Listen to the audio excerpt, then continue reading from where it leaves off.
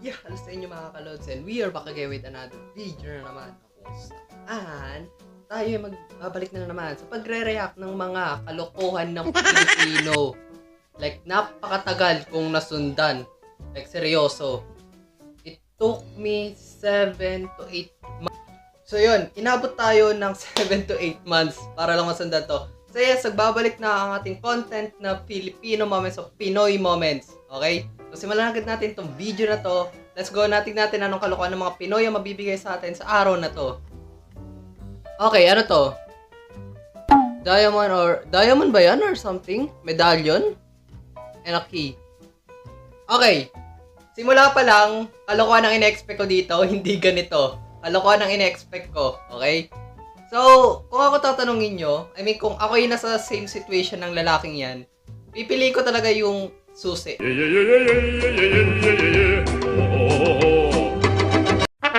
Bakit?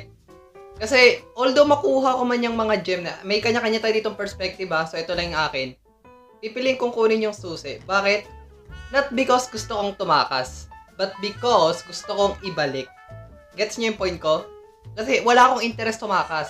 Okay? Kumbaga, wala sa plano kayo. Kasi kung ano yung fate ko, let's just say na nakapatay ako, ganun, or nakapagnakaw, accidentally Kumbaga parang, hindi naman sadya, desperate na talaga magkapera. Then, ibabalik yung susi sa guard mismo, sa nagbabantay. Okay? And then, I'm just gonna mind my own business inside. Alam mo yung parang mag-iisip-isip ako, magre-reflect sa buhay, so that paglabas ko, magsimula magbago ng buhay. Alam mo yung mga ganun. I think you get my point So, yun. Ano to? Sa mga nag-cutting classes, kindly make your letter of explanation signed by your parents and advisor. Thank you. Welcome! Magaling ka, tol. Magaling ka. You're welcome. Oo. Pero kaya may nagkakating din ako nun. Nagkakating din ako nun. Okay, ano dyan? Aling reliyon sa ating bansa ang may paniniwalang animismo? I think animismo? I think Christianismo yung tawag. Bakit may Jujutsu Kaisen dyan? What's the fun? Bakit? Ano nangyari sa school ngayon? Ha? Pati anime, binabrag up nyo na sa klase nyo. Upal ka ba, boss? Classmate ko. Ako. Maling answer ko sa... Via Marimar. Napakagaling mo, tol. Isa kang alamat. Oo. Pero okay, ngayon, ginagawa ko rin yan noon, tanongin niyo yung mga classmate ko doon, pero hindi na mag-name drop. Try nyo na silang hanapin. Bibigyan ko kayo ng clue. Isang... Secret. Wala ko ibibigay na clue. Basta tanongin nyo pag nalaman nyo kasi ni mga classmate ko ng grade 10, tanongin nyo sila. Pinapakopya ko rin sila kahit mali mga sagot ko sa math nun Pero minsan nakakachamba naman ako. Kumbaga, minsan may tama, minsan may mali. Minsan tatamaan ka na sa akin pag di ka pa nag-follow. Ano to? Cause sometimes I look in her eyes, that's where I find... Wait lang, alam ko kanta yun Wait, what? Ha? May mali sa lyrics, pwede nyo naman i-direct na sabihin sa tao instead na yes. Basta po, may BF ka na. Sayang. Hi. Hello, di ba ikaw yung classmate ko? Oo, bakit? Ang hirap ng math, no? Oo nga Pwede. Pero alam niyo, sinubukan ko one time. Pero sa akin naman sa reporting, sabi ko naman noon, ang galing mo mag-report, tapos, syempre, pinahaba ko ng konti, mga ilang conversation lang, mga ilang chats. And then, bigla akong brinag up na, may aaminin ako sa iyo. Crush kita. Kung mahulaan niyo yung sagot nun, sige, magaling kayo. By the way, take note, hindi to yung Ate Rose niya, okay, dyan. Kung mahulaan niyo yung sagot niya, magaling kayo. Pero sige, kung ayaw niyo na manghula, sasabihin ko sa inyo. Sinagot niya lang ako ng thank you! Thank you! Hindi you welcome. Okay na tayo. Peace na tayo. Nakaamin na. Peace na, ha? Bakit masarap ang single mom kaysa sa dalaga? Kaysa kasi sa dalaga. Huwag mo kami gawing content. Mga single mom, Ikaw nga, duling. Sorry, guys. I'm not trying to be racist dito, ha? I'm not trying to be racist. I'm just reacting sa mga meme ng mga Pilipino. Okay? Wala akong intensyon. Wala sa intensyon kong magpaka dito, racist dito. Wala akong plan maging racism dito. Ha? Basta yun na yun? Wait, what? Ano to? Hindi ko mabasa, sorry ah. How much is the net income of RCI Incorporation? Assuming that 1,000 units of Oyaka were sold. Okay. Bonus round. Give a joke, banat, knock-knock, joke, or hugot related to management accounting. 5 points. Profit. Yan yun. Anong ginagawa sa mundo? Mababaliw ako sa inyo. Take my hands. Put a handcuff on me. Sige na, ako na to si Raulo. Okay, si Jo Marie Fruelda. Born for you. Marunong makuntinto. Wow, sige, ang tigas. Ang tigas, tinitigasan din ako ng kamao sa ibo. At mapagmahal kahit nasasaktan na. Uso pa ba yung mga ganitong bio? Kasi nakakapanasa. Pwede ko bang tagain to? Outfit ko bukas, ma'am. Umabsent. Boy, umabsent ka na lang. Umabsent. Aray ka. Umabsent ka na lang, boy. Grabe, mayayari ka sa teacher mo niyan. Baka ibalibag ka ng teacher mo. Ako nagsasabi sa'yo. Ano to? Wait lang. Wait, what? Pakinggan nga natin to.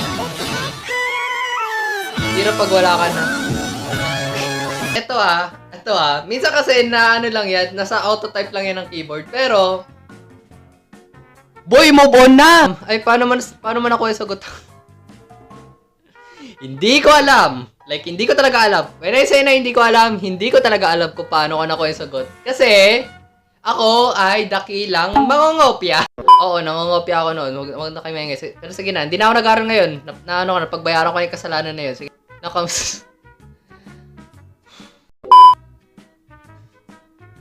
Alam nyo, eto pag ako kasi, pag kinakamusta ako ng mama ko about sa card ko, hindi na ako nagsisinungaling eh.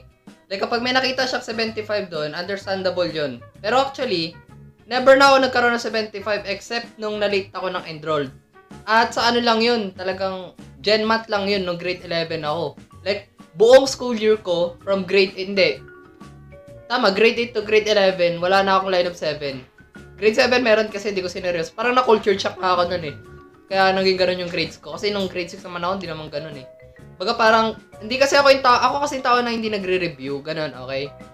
I'm that kind of person. So, I think maintindihan nyo, kung magigets nyo yung point ko kung bakit hindi ako nagre-review or something.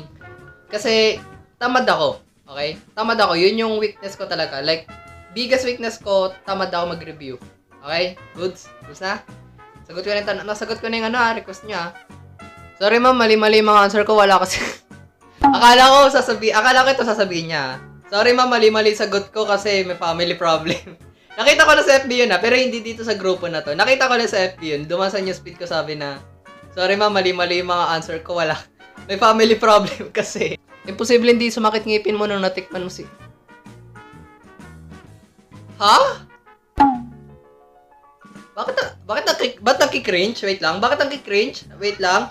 Wait. Hinto ka muna dyan. Bakit naki-cringe? Hindi ko alam. Wala na kayo.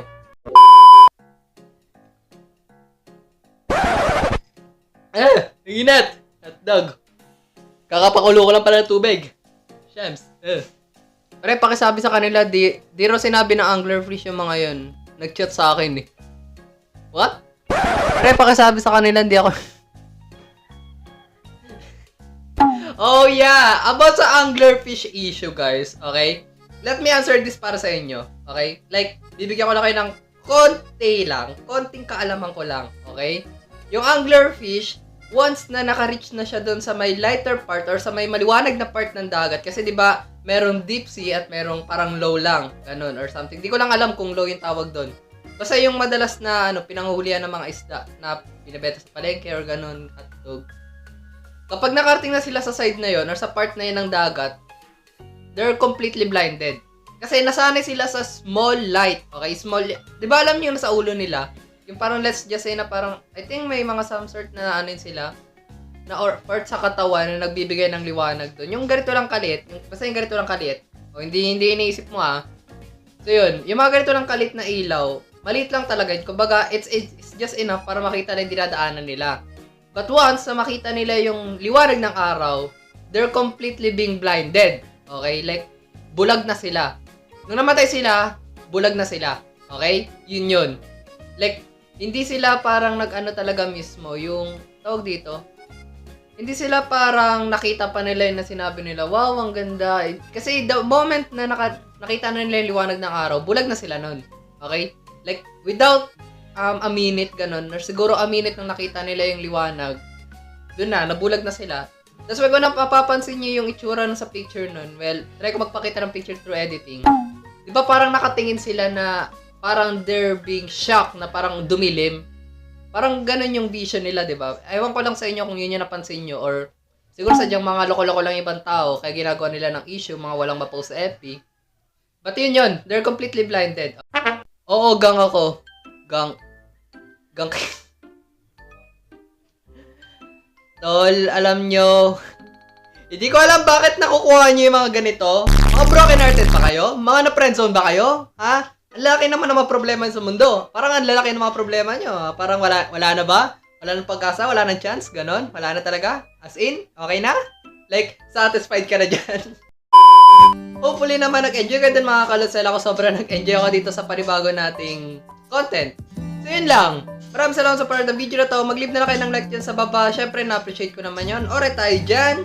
Palisimo, bufa. Stay humble.